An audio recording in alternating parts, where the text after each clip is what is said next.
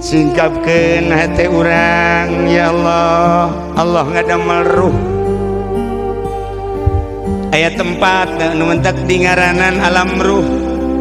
Setelah Allah ngadamel ruh, ngadamel alam dunia, sanjasa Allah ngadamel alam dunia, ruh diturunkan hiji-hiji setelah dikhitab ku Gusti Allah.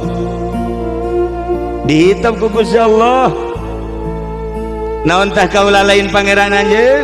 Golu bala syahid. Sumuh Gusti teh pangeran abdi. Roh wauh jeung Allah. Roh deket jeung Allah. Turunkan hiji-hiji roh teh sesuai jeung tempatna ka jasad masing-masing. Melalui cai diturunkan ka cai heula set baset roh. Ti cai diturunkan ka lempung ka tanah. Maka bobolokotlah roh. Setelah diturunkan ke tanah, diturunkanlah ke angin, membekulah roh. Setelah diturunkan ke angin, diturunkanlah ke sana, jadilah keras. Ialah doa ya di awak kurang.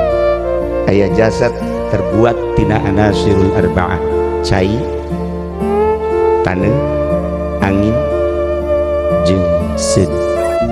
Di tengah-tengah awak kurang ayah ruh. Singkapkeun geura supaya orang bisa Isra Mi'raj manggihan Lailatul Qadar. Lailatul Qadri khairum min al. Masya Allah.